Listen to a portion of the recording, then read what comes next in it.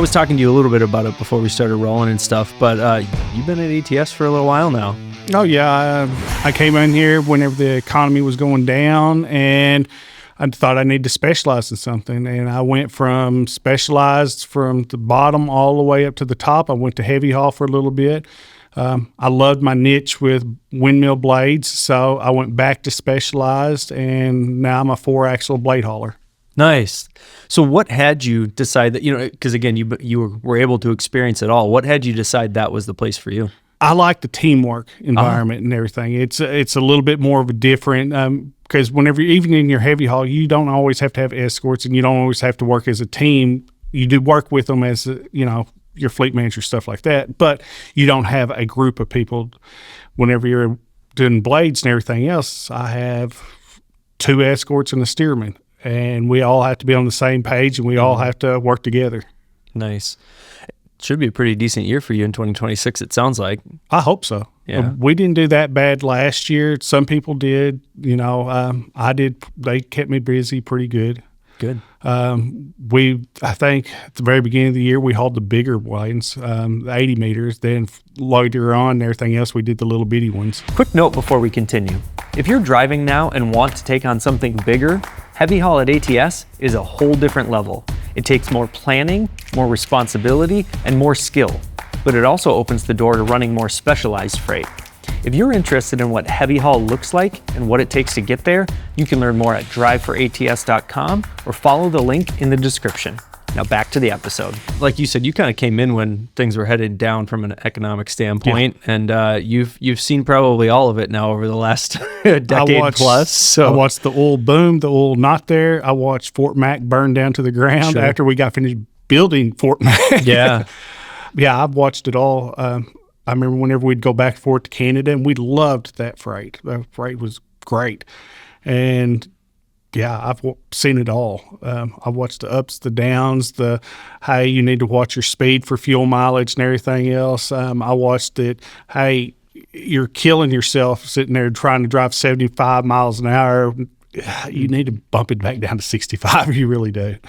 I was going to, you sort of started it going into what I was going to ask you then was, so what has that taught you about, because you're an owner op now, correct? Yeah. Yeah. So what has that taught you about how you can be successful no matter what the industry looks like? You kind of gauge it and everything else. When freight rates are low, you can get away if the fuel prices are right. Mm-hmm. When the freight rates are low, you better have some better fuel mileage, because that fuel surcharge will sit there and build up your income a little bit. Where your zones are, you need to sit there and learn that part right there. Like I said, I did Canada a lot. I made a killing whenever I first got here, going back from St. Cloud up to Alberta. People couldn't cross the border. I could. Nice. Then a lot more people got involved in that. So now we're back down here. Now you sit there and look what part. Whenever I did heavy haul, I had a small corridor I needed to be in, and I had to learn how to slow down a little bit more. Their freight is a lot different. Yep. There's not what we call in the industry turn and burn and everything. Sometimes you'll sit there and unload on a Monday. You can't pick up your load till Thursday. Mm-hmm. So you got to understand that part right there. This might be a hard question to answer since it's been a little while now, but what brought you to ATS in the first place?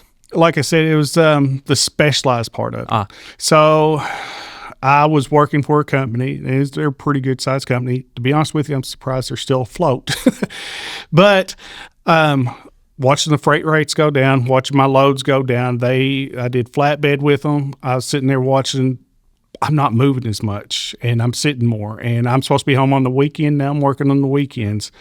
So I thought, well, my problem is I need to go with the bigger company. So I went down the road from Joplin, Missouri to Springfield, and I went to a bigger carrier. And I thought, that's my problem, bigger carrier. And then it was the same thing. And I'm looking around and said, I'm doing something wrong here. So so I started paying attention to people giving advice, like on the radio. Mm-hmm. Sirius would have a trucking channel and everything else, ask questions. And they said, JB Hunt sit there and specialized in something. That's how he separated himself from Schneider and all them other companies and everything.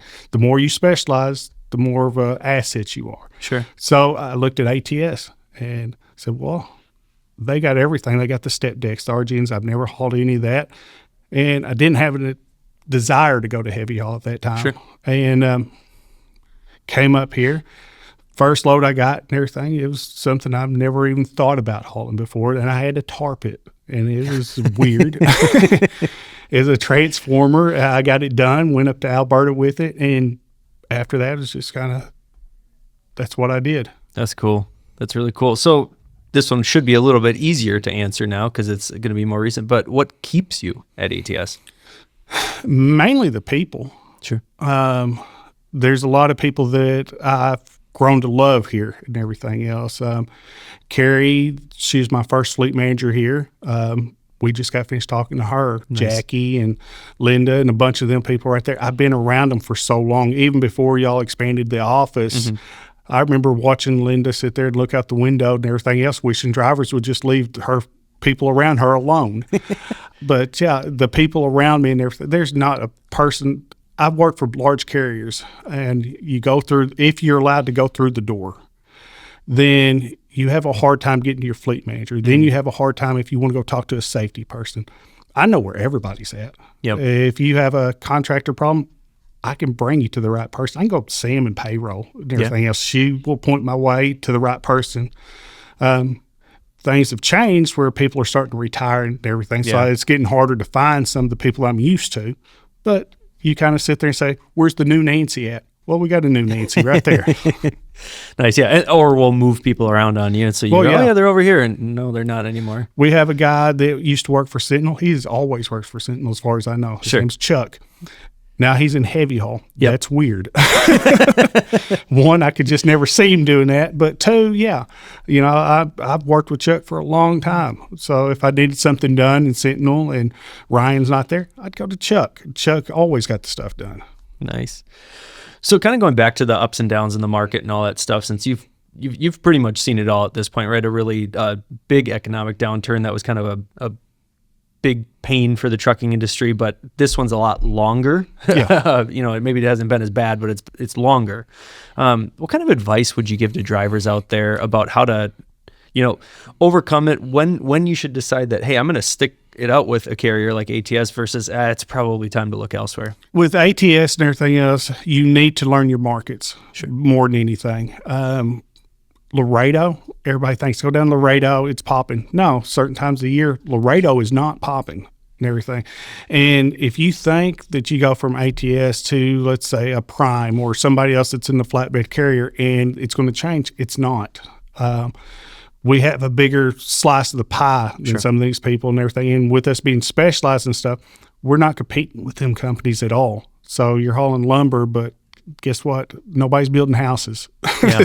So you're going to have that same problem over there, except for you just lost a lot of freight difference. Basically I'd sit there and try, if you can hold it out as long as you can and everything. That's the only thing I can sit there and advise someone to do is just stay with it. Yeah. And so I keep hearing you talk a lot about the freight, number one, the specialty kind of freight and stuff. And then you did mention the people and stuff.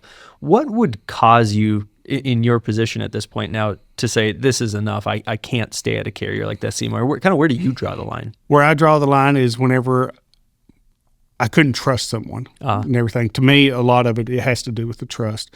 Whenever I can't sit there and count on you to have my back and to sit there and show me, kind of like we were sitting there talking about freight. Mm-hmm. I should be able to go to my fleet manager and say, I need to know what area I need to be in and what areas to stay out of. Now, if she's not pointing me to the right area and it's consistently like that, or something bad happens, it's not always her fault.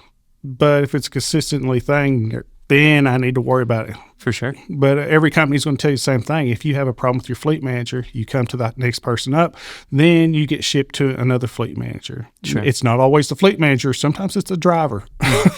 Well, yeah, that's true. You don't want to hear that, but you got to look at yourself sometimes. I'm going to shift gears a little bit, and we'll kind of get a little bit outside of kind of your personal life, ATS and stuff like that, and just kind of what you're hearing out there from other drivers. What are drivers expecting of the market? What are you thinking that we'll start seeing here soon? What most drivers are looking at, they think the heavy haul market will go up. Sure. And everything. And the reason why is because oil is should go up. Oil prices going down. That means they're wanting to build more refineries, more pumping, whatever, and everything else. That means more stuff over there. Plus, in the heavy haul market and everything else, them drivers will go to the oil fields.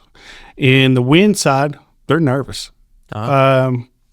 You hear rumors about Wyoming not letting us in. Sure. It's different states because of this or that. Then we're competing with solar. And that was not a factor, 5-10 years ago. Solar was terrible. So in that area right there, yeah, they're concerned, and they should be. On the van side, some of them were sitting there looking at their job, said, how long until a robot takes over? Right now, they are testing that stuff right there. Right. To me, I think about five years and everything else, you're going to see, because stuff has changed a lot. Oh, yeah. I mean, look at your cell phones. Look how quick they changed just overnight, generations. And they've already got autonomous trucks going from point A to point B, and they're already trying to get Congress to bypass a lot of the safety stuff just so the autonomous truck can do it, like putting out triangles. Sure. So they're worried about that, but they don't think it's a problem sometimes. With the rest of it, tankers are going to be booming pretty soon and everything else. Oil is low. That means people are going on vacation. You got dispendable money. You got to look at them markets right there. So most of the people, trucking's about to go up a little bit. Maybe not in the industry you want it to be. I want it to be in wind. Yeah. But that doesn't mean that's going to happen. Yeah. It does sound like wind should be pretty good for ATS in 26, just so you're aware. But how about kind of really nice to kind of get your thoughts on kind of the far out, right, where we're headed. What about a day-to-day basis? What are maybe some of the challenges you guys are facing right now? It's regulatory mainly and everything. That's our biggest problem right now because the rules keep on changing and they change quick. We do a lot of permit stuff and we can't keep up with how everything changes. And that's not even counting the DOT doing this and that. I mean, we were just talking about English deal and everything. For sure. 5 years ago, 2 years ago, that was not a problem and everything else. Now, all of a sudden, they're putting up portable scales and everything just to check that. Yeah.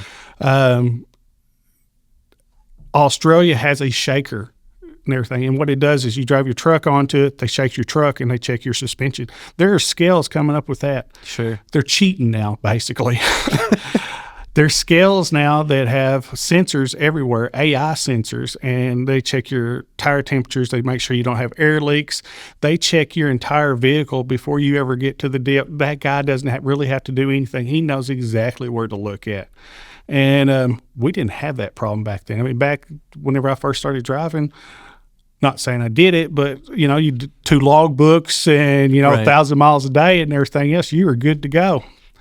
And you can't do that now. It's not cat and mouse like we used to, where you had, I'll fix that, sir, and everything else. I'd rather argue with the guy on the side of the road with the gun and badge, and he'll win, but, I have a chance with him. But I think the regulatory issues, because a lot of stuff has changed over time, especially getting your DOT physical. I remember that the sleep apnea deal, that was an issue that started causing people to come out. I mean, they changed the rules so quick. I can't keep up with it no more. Yeah.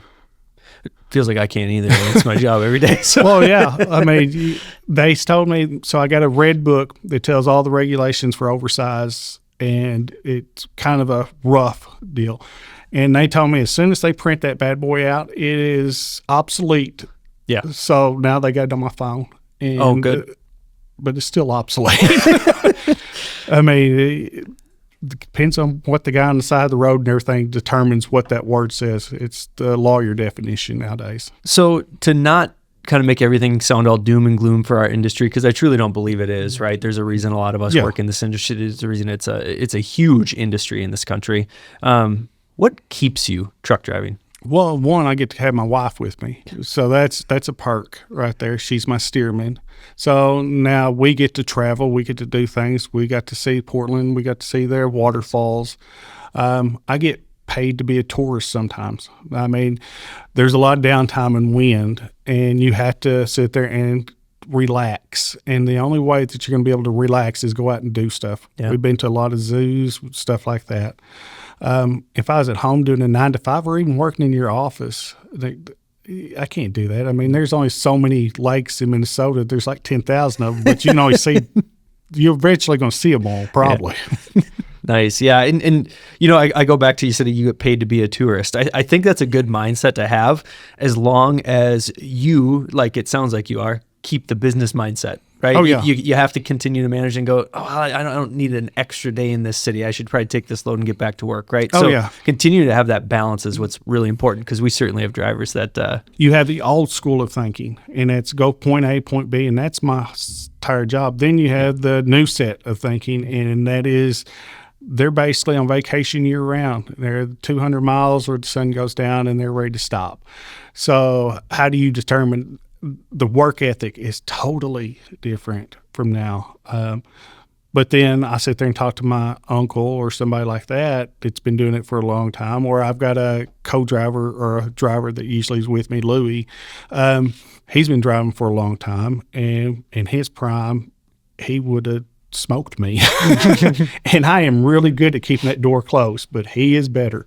Nice.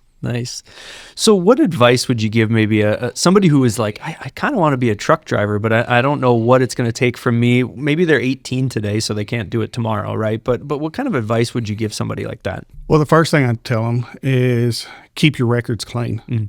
People don't think about that ticket they got when they were 18 for overly being reckless driving and everything else. And whenever they turn 21 and they get their CDL, they forgot all about it except for their insurance sucks. And that's bad. I've heard of people that got DWI, and then all of a sudden that's still coming back to bite them. Mm-hmm. You get it while you're in the truck and everything. You don't even have to be driving your truck. You can be in your car. You get the DWI. There goes your license right there. It's a total different mindset. So watch your records. That's the main thing right there. If you have no criminal record, guess what? More job opportunities. I've got so many background checks. I go into military bases. Exactly. Going across the border. Canada does not forgive and everything. I've heard of people having bad checks in the 80s and they were not allowed to come through, and I don't get that one. Yeah. But, keep your records clean. And then if you do decide to start driving and everything, learn how to keep that door shut. Yes. It's not that you can't go see something. If you work like you should, guess what? Most of the time you have the weekend off. Most places are Monday through Friday nowadays. Yep. You get somewhere. I always took a 34-hour restart sometime on Saturday and didn't sit there and deliver till Monday. I got as close to my destination as I could for Monday. So now I have Saturday and Sunday that I can go do whatever I want to. If I want to go to Lambeau Field just to go sit there and see what it's about because everybody talks about it, I can. There is a lot of good things. Whenever I went to Alaska. Yeah. That was gorgeous up there. I mean, that was sightseeing right there, and I get behind the wheel doing it. So, yeah, there's a lot of ways to do it, but if you keep your doors closed, you're going to make money. The more money you make and everything else, the more you can sit there and relax. Then the farther up you move and everything, then sometimes you get to relax even longer. Right. You especially put in that hard work early in your career so that hopefully you've built up enough, in your case as an owner-operator, right? You built up enough that you can afford for every now and then to take maybe that extra day off or whatever it happens to be, so you can see the stuff in your area. And hopefully, if you're at Lambeau, watch the Packers lose. I'm a Raiders fan, so we're just terrible all the way around. It's been a terrible 20 years, to be honest. Fair point. Yeah, fair point. So I'll take a Viking schedule any day or a record any day. I don't care. You're most losing one. Funny. Anything else you want to talk about? I love being here. I love the people that I work with. I love that I can go see anybody I want to. I can go talk to an Anderson, and I don't even have to talk about work.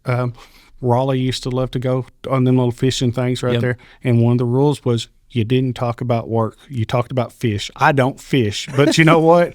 If you want to talk about fish, then let's. Sometimes you learned a lot about fish. I'll figure something out. Yeah, nice. But I mean, there's so much opportunities here for that right there. Yeah, well, I think it says a lot about who you are as a person, right? If you can have those conversations, right? It's not like they don't have a closed door policy, right? But they're going to certainly find some more time for somebody like you who's put in a lot of years here and put in a lot of hard work. So it says a lot about you. Like I said, there's nobody that I haven't walked into their office, no matter what level they are or whatever. And I've sat down in more of them in persons than probably 90% of them.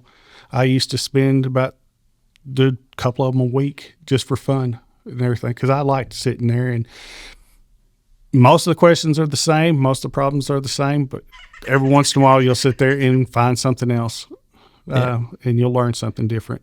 I was just going to ask you, actually, that you brought up the in-person. What do you as a driver think about those? I loved them. Yeah. I love all of them. I loved this last one that they did because it went back to the way it used to be. Mm-hmm.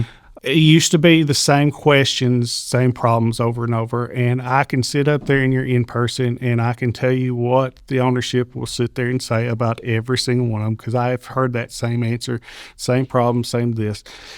But there's also really good Patty, when she was here, I walked up to her one day, and this is before y'all even built that new maintenance, or this shop right here, maintenance shop.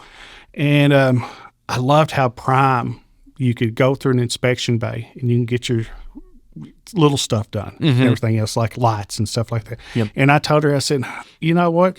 I told you this whenever I first started about 10 years ago, and y'all are implementing it now. She said, Brian, she said, sometimes things go a little bit slower than you want them to. She said, but we do listen. Yep. And that's exactly what happened. There's a lot of stuff that I mentioned back then. It might have took time and everything else, but a lot of it you see implemented right here. So just to give you a little bit on that too, in the role I'm in, so I run the driver recruiting department. The people I report to, a lot of the times when we're trying to make decisions on how we do things, the first question out of their mouth is, well, how will that impact the driver experience? Yeah. That's how they always ask the follow-up question. And if it ends up being in a positive way, then their ears are open a little bit more on how we can change something. So it does matter. I do believe that. Yeah, it's not always about complaining. Like I said, Patty sit there and kind of opened my eyes a little bit about that, because I would sit there and bring them issues that, hey, this carrier's doing this. Have you thought about this? And they try to implement it. And then sometimes there's too many fingers in it and it kind of gets messed up. But you know what? There was a lot of good stuff that we actually got to keep. Yeah. Still a lot to learn, but we all do. And it's kind of like the camera systems and the e-log systems. You're going to have to do it. ATS, they weren't the first in it and everything else, but they seen the writing on the wall. They didn't wait to the last second. And now the carriers that are waiting for the last second, they got nailed. They're getting nailed every day right now. Some of them, log machines and everything else, they're getting rejected right now. Sure. So Anderson's just keeps on trying to move up. Yeah, absolutely. Being first, innovation being one of the values, right? So, yeah. Well, yeah. I don't have much else. I really appreciate the conversation. Okay. It's always nice talking to folks that are doing it every day, right? We try to do what we can for drivers and make sure it's the best, but we aren't the ones doing it. So when we can get your guys' input, it matters a lot. So. Well, y'all do a lot more than what you think you do. It helps us out a lot. Plus, you're in recruiting and everything else. I used to, Sam, that's up there in payroll, her husband used to work down there, and I'd sit there and mess with him. I said, you married a liar. And she said, what do you make? I said, that's what recruiters do. I said, it doesn't matter what recruiting job you got. No, but you're the one who brings in that good quality driver, and sometimes it's hard. You don't get to see the entire record. Exactly. Or guess what? I'm not going to tell you everything. The military recruiter don't hear the real story. It's what you find out. Yeah. And then you get blamed because you found that, speeding ticket that he thought he expunged. Yeah. Or, that job where that abandonment and everything. So, dude, if you'd have told me about the abandonment, we might could have worked with, but you didn't. Exactly. Yeah, you're exactly right. You sound like you're in recruiting sometimes. So yeah, you're right. Nobody. I don't believe most carriers out there are truly trying to lie to drivers. I really don't believe that. No. But there definitely are ones that do, and that gives most recruiters a bad rap. And that's too bad. You guys don't deserve that. It's not even in the trucking industry. Like I said, you talk to the military recruiter and everything else, and he might leave out little fine lines and everything else. But, the basic concept is there. You go to trucking industry or office recruiting or whatever, you want it to be perked up a little bit. But at the same time, you need that person to be a little bit honest for you, because if they can't pass the background check and you're putting them in a high security deal and everything else, you kind of need to know that. Absolutely. Yeah, there's a lot on the line. Oh, yeah. Well, appreciate your time. Thank you so much. Thank you. Next time I'll get a rat tail so I can be like Slade.